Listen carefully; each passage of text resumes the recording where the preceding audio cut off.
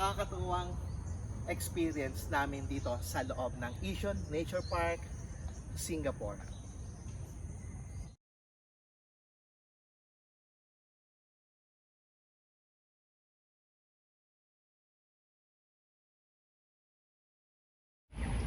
Good morning! Ako si Bogsky and welcome to my YouTube channel.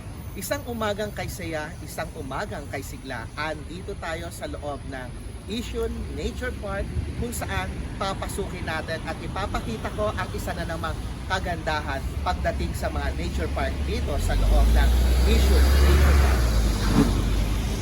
So dito nakakatuwa, muntik pa kami maligaw, mali pa yung aming paghatid ni Uncle. Nakakatuwa na naman ng isang nature park na makita sa ganitong oras.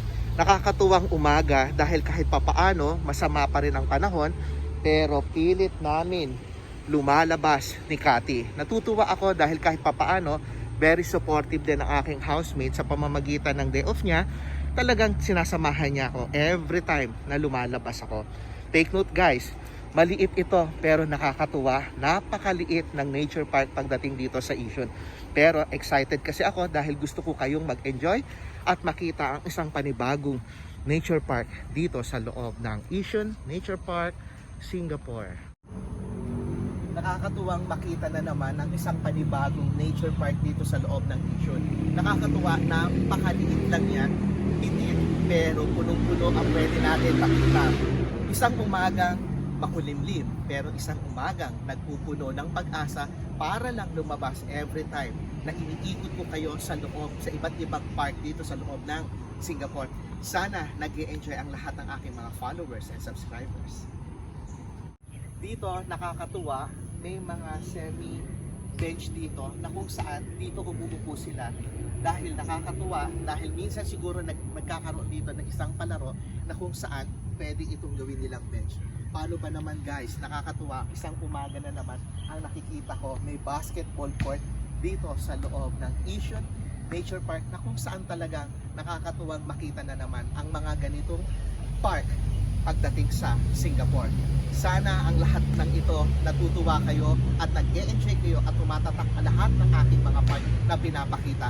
Maliit man o malaki, kahit saan man dito sulok ng Singapore, dadalhin ko kayo para lang maikot natin ang buong Singapore.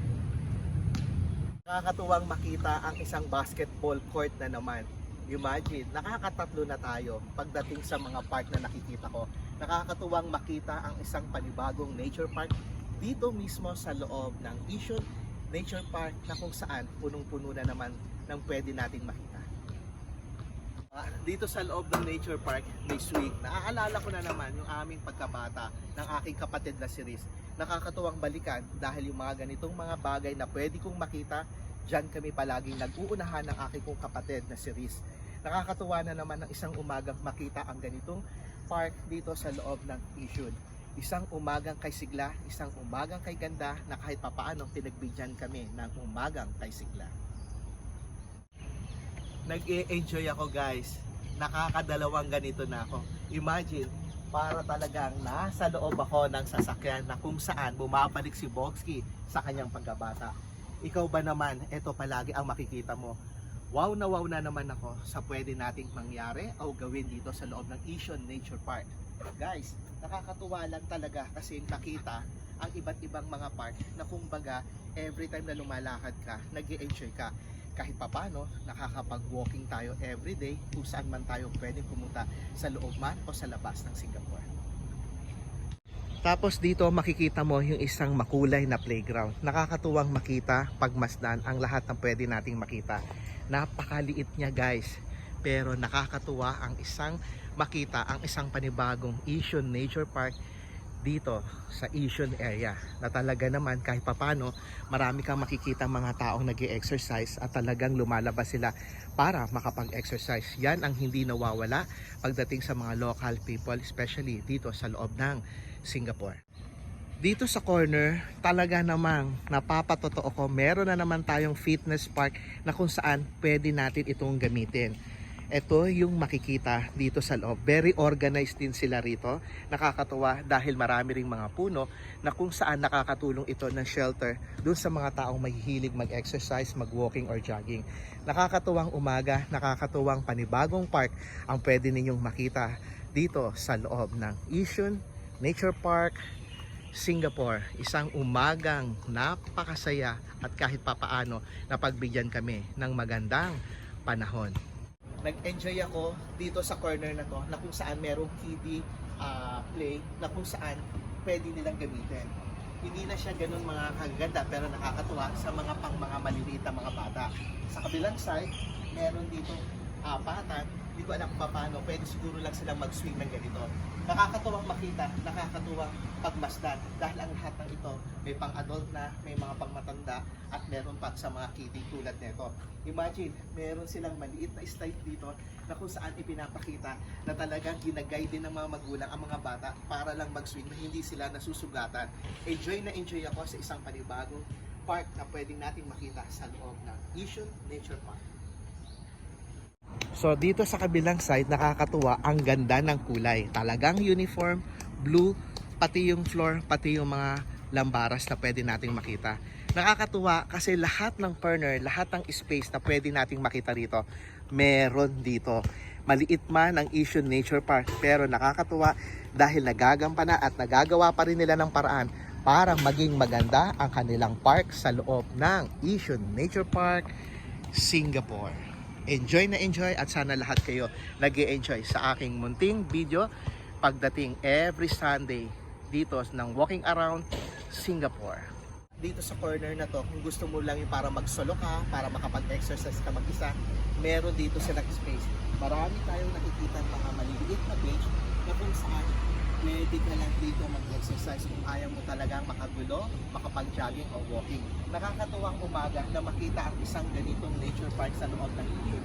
Isang umaga na naman at isang park na naman ang talagang natutuwa ako every time na lumalabas ako at nagre-research ako kung saan ko kayo dadalhin.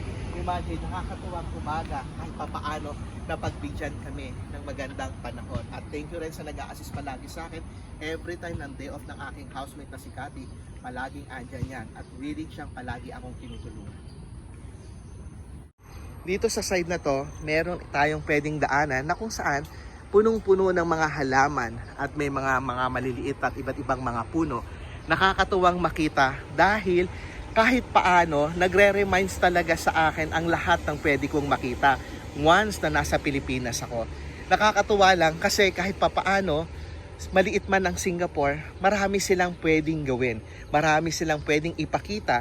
Kaya naman ang mga Singaporean napakaswerte dahil kahit saan sila nakatira, marami silang pwedeng mapuntahan tulad ng mga iba't ibang park dito sa loob ng Singapore. Isang umagang kay ganda, isang umagang kay sigla. Maraming salamat at napagbigyan kami kahit papaano ng magandang panahon. Yung madilim at makulimlim dahil nga sa panahong nag-uulan dito sa Singapore. Ang gandang makita ang lahat ng kasuluk-sulukan na pwede kong ipakita sa inyo. Imagine kahit sa shelter may nag-e-exercise. Guys, natutuwa ako kasi kahit papaano nakalabas kami ng aking housemate na si Cathy para lang talagang ma-promote ko ang kagandahan, ang kakaibang mga park pagdating dito sa Singapore.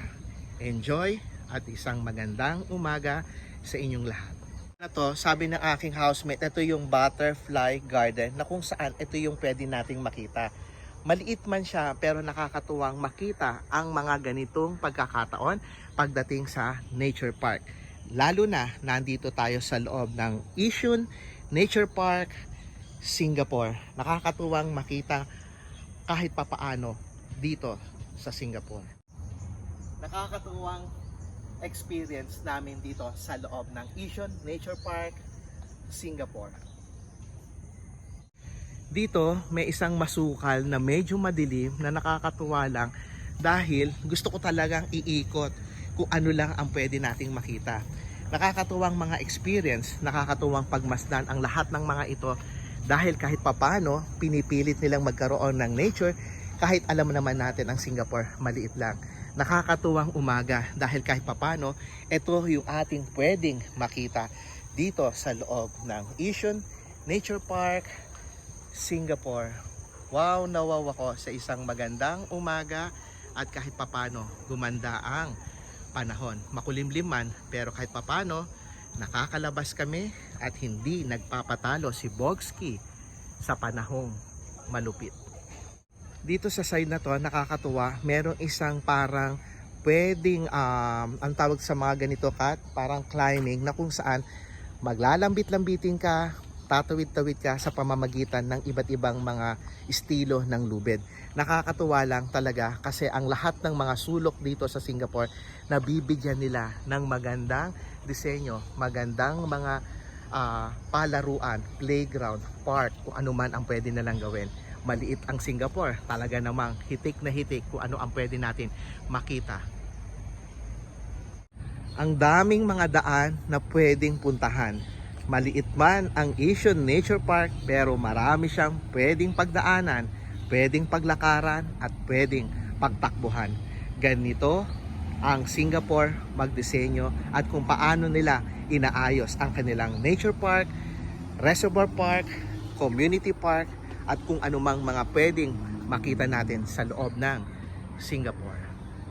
Imagine, dito sa gilid na to, ang kala mo may waiting shed na kung saan meron pa tayo rito makikita ng bench na talagang siguro kapag napapagod ka maglakad, mag-jogging dito sa loob ng Yishun Nature Park. Nakakatuwang makita ang isang ganito nature park sa Yishun na hindi mo akalain meron palang nature park sa loob ng Yishun Park, Singapore. Ang aming 30 to 45 minutes sa paglalakad dito sa loob ng Yishun Nature Park kung saan ipinakita ko kahit papaano ang kagandahan ng iba't ibang nature pagdating sa Singapore. Sana lahat ng aking mga followers, subscribers, nag-e-enjoy kayo sa lahat ng aking walking around, especially every Sunday.